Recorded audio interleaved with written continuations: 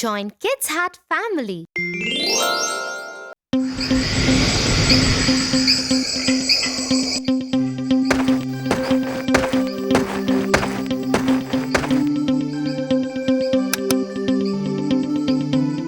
Good night, Tia.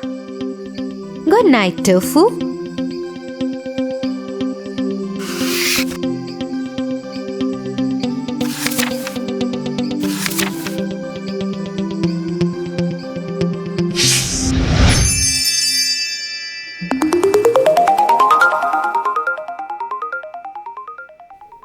Once upon a time, there lived a lonely couple who only wished to have a child.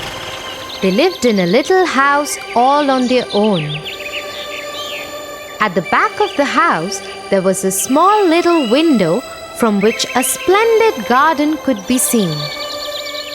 This garden was full of very beautiful flowers and herbs.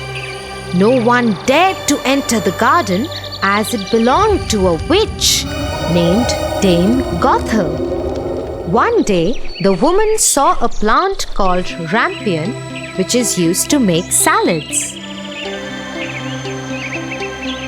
Dear husband, I have a strong desire to have a salad made out of that plant. Oh, but that belongs to the wicked witch. Oh, please do something. I really want to eat those rampions. Okay, dear, I will try to get it for you. At midnight, the husband climbed the wall into the garden of the witch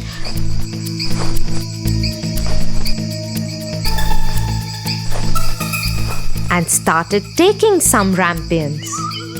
The man took the rampion and his wife made a salad out of it and ate it.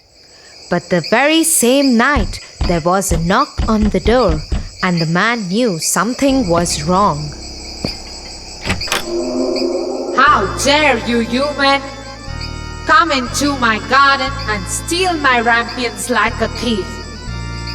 You will suffer for it. Oh, please forgive me. My wife saw your rampions from the window and she wanted it so bad that I could not say no to her. Oh, if that's the truth, then I will let you have as many rampions as your wife wants, but only on one condition. What is that condition? You must give me the child which your wife will bring into this world. The man, in his terror, consented to everything. As time passed by, the couple gave birth to a beautiful little baby girl. But that very same night, the witch came to their door and took away the baby girl, leaving the poor parents in complete sorrow. You are such a beautiful looking girl. I will name you Rapunzel and take care of you. Ha ha ha ha ha. The witch kept her locked in a tower with no doors and stairs, but just a small little window. As the time passed by, Rapunzel grew into a beautiful girl with very long golden locks.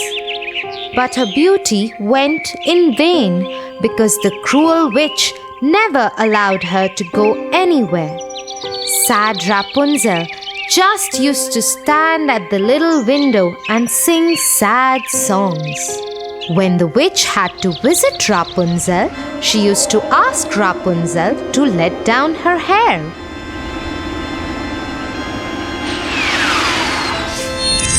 Rapunzel, Rapunzel, let down your hair to me.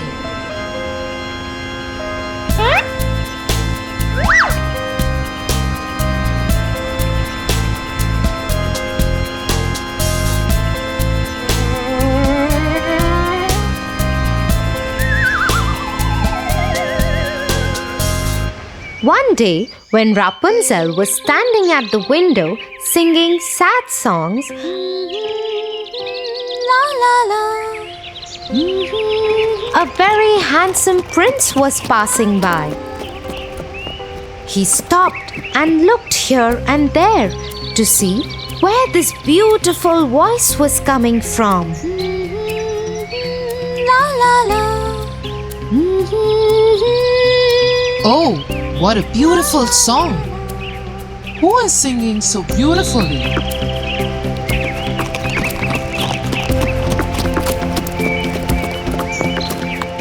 The prince noticed the beautiful voice coming from the tower.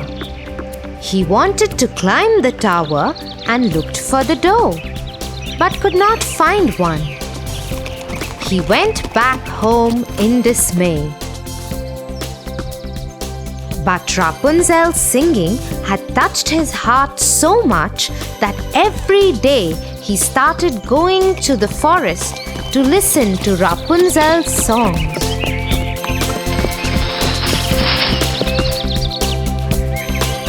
One day, he was standing behind the tree when he saw the witch coming. And he heard what she said. Rapunzel, Rapunzel, let down your hair to me. Then Rapunzel let down her long, beautiful hair.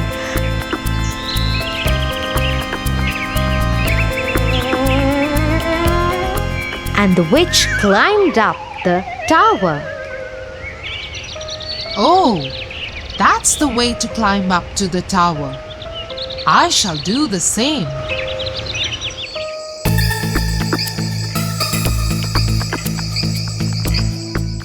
The next day, when it began to grow dark, he went to the tower. Rapunzel, Rapunzel, let your hair down to me. Immediately the hair fell down and the prince climbed up.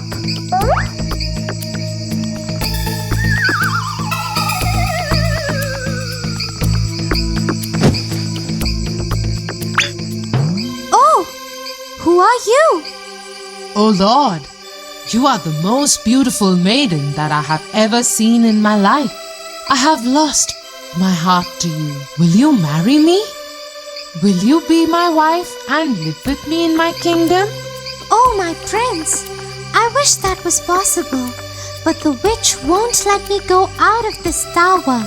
And if she comes to know about you, she will kill you. I don't care. You are coming with me now. Come on, let's go. Oh, prince, I am ready to go away with you. But I do not know how to get down. If I let down my hair, then how will I get down? You are right. You have to go now. The witch will come soon. Yes, don't worry, Rapunzel. I will think of something and come back tomorrow. That moment, when the prince was climbing down the tower, the witch saw him. Oh, so he wants to take Rapunzel away. They both will have to pay for this. The witch climbed the tower after asking Rapunzel to let down her hair.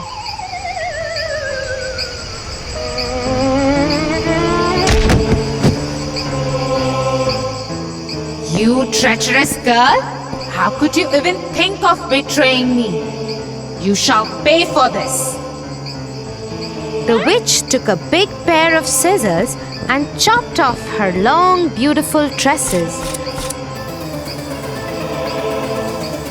Rapunzel was left all alone in the desert by the witch to live in grief and misery. Meanwhile, the prince returned the next evening to take Rapunzel away. Rapunzel, Rapunzel, let down your hair. The wicked witch let down the long braid that she had chopped off from Rapunzel's hair, and the prince climbed the tower without knowing what danger was awaiting him. When the prince was about to enter the window, the wicked witch chopped off the braid just to see the prince fall off the tower into the thorny bushes under the tower. The prince started bleeding from his eyes as the thorns blinded him completely. the witch cast a spell on the prince. And he wandered in woods around the world without any sight and survived in poor conditions. Meanwhile, the prince roamed about in misery for 2 years, and finally he got to the desert where Rapunzel was left by the witch. La la la. He suddenly heard the beautiful, sad voice of his beloved and started shouting in excitement. That voice! That voice! Is it you, Rapunzel? Is it really you?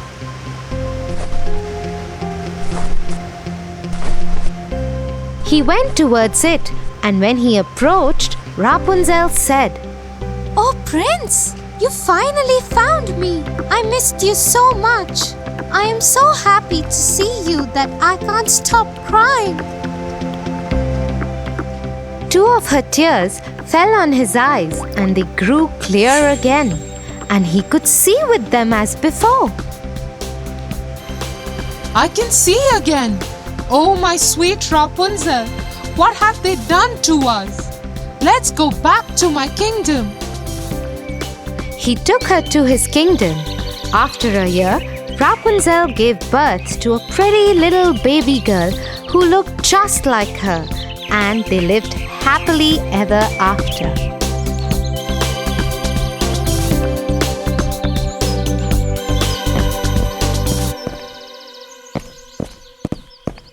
Get up, Tofu,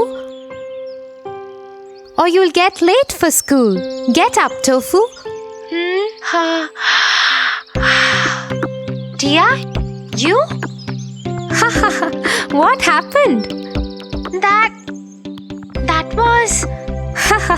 Yeah, I know. That was me in your dream. Now get up and get ready.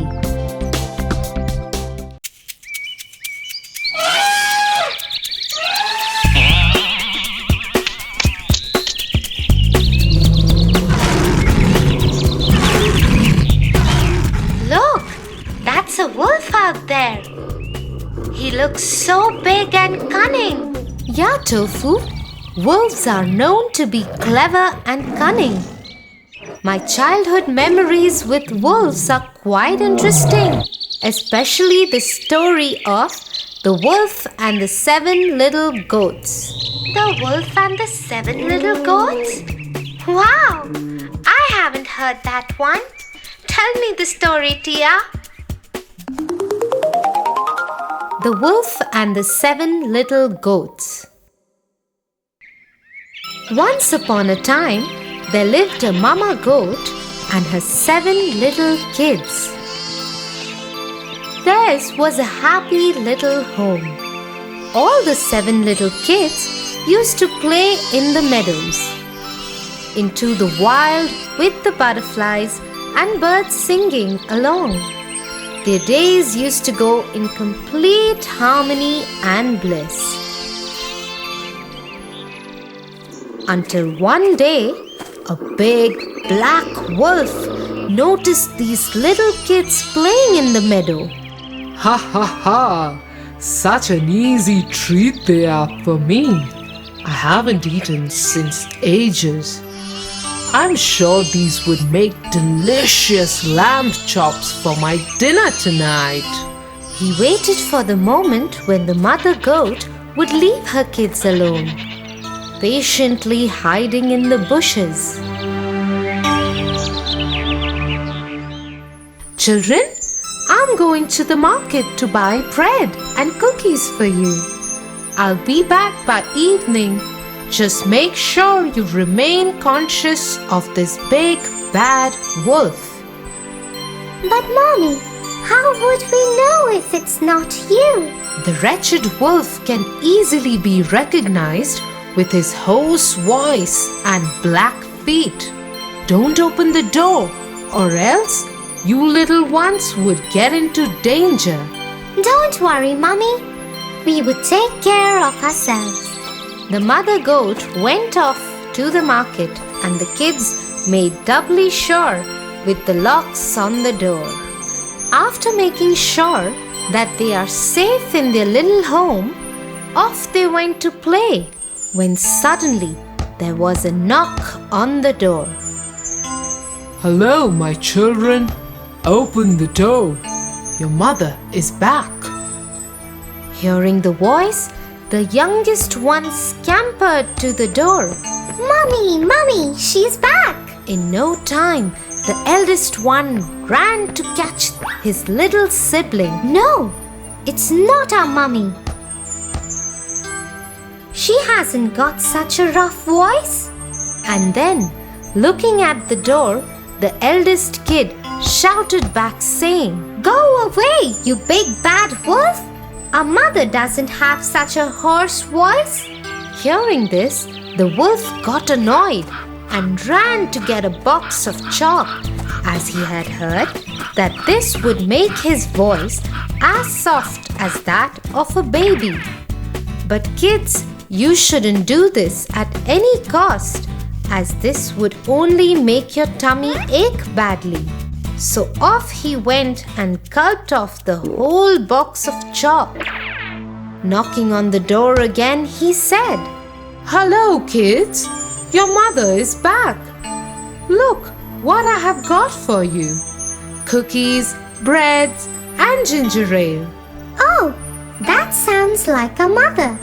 Should we open the door now? But look down there. Our mother has not got black feet. This is surely the wolf. Go away, you big bad wolf. Our mother has not got black feet, but beautiful white feet. Hearing this, the wolf ran to the miller and jumped into the mountain of white dough. He was all white from head to toe. Running back to the house, he knocked again and said, Kids, your mother is back. Open the door. That sounds like our mother, and also the feet are white. We should open the door now. Not knowing what danger awaits them, all the kids ran to the door and opened it. But just to see who was standing there. The big bad wolf gave a loud laugh and brushed off his white powder. Hello, kids. Are you ready to become my feast tonight? The kids ran here and there to save their lives. One went inside the kettle, the other in the oven. One looked for a place under the bed, and the other tried saving itself by hiding in the pot. The youngest one was so tiny that he managed to hide himself inside the clock case. The wolf, having no mercy, started taking them out from their hidings. One by one, he rolled them in a ball and gulped them up. Ah, there goes the first one. Oh, the second one is under the bed. Here you go. In no time, he ate all the kids except for the youngest one who was hiding in the clock case. With his tummy full, he burped and left the home. When the mother returned, she was shocked to see the door open and waited for the biggest nightmare that might have come true. The house was all upside down. The crockery was broken. The curtains were torn.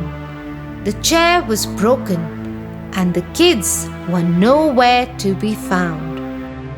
She cried for them. Children, oh children, where are you?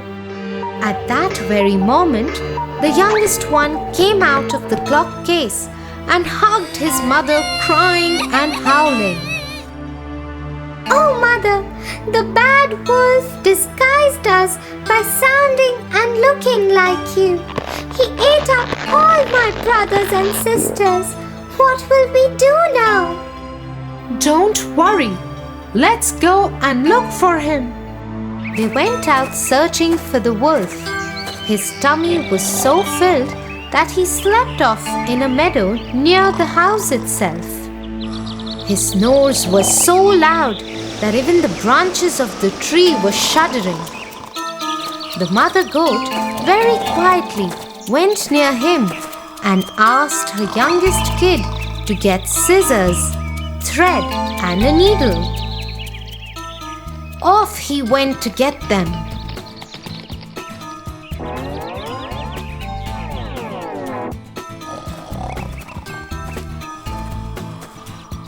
The mother goat very quietly slit open his tummy and took out all her kids from his tummy. They then filled up his tummy with stones as big as balls, and then she stitched the tummy with the thread and the needle. The wolf had such a huge feast after so long, and he slept all night.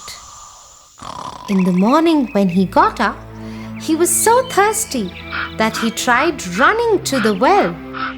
But his belly was so heavy that he could hardly walk. He picked up his belly and managed to reach the well. But the moment he bent down to drink water, he couldn't handle the weight and fell in the well. The kids were looking at all of this from their window and shouted happily, "Mommy, Mommy, the wolf has died! Now we can play freely outside without any fear." And they lived happily ever after.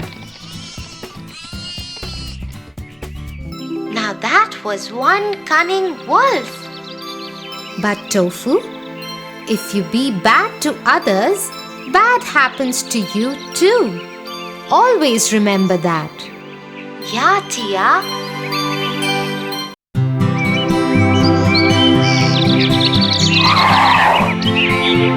Tia, where are you? I am here, Tofu. What happened? Tia, you keep on teaching me new morals through different stories. Today I'll tell you a story that our teacher taught us in class. Oh, really? I'm so eager to listen to it. The Dog and the Bone. Once upon a time, in the dark alleys of a small village, there lived a dog. He was a stray dog who had to live on anything that he found on the streets, in the bins, or at the mercy of the people who would feed him every now and then. One day, while passing by a butcher's shop, he saw that there was no one to attend the shop. He entered the shop and his eyes popped out when he saw juicy chicken, lamb, pork, and turkey hanging. It was far from his reach, so he went around the cabinets to look for something. I hope I could find something to eat here. He went around sniffing and looking for it, and suddenly he saw a juicy big bone. He started drooling and said, My day is made. This would surely fill up my tummy. He bounced at it and grabbed it in his mouth. I'll eat this juicy bone in a quiet place where no one else would be able to take it away from me. So the lean dog very happily took the bone and looked for a secluded place. He crossed the village and entered the woods.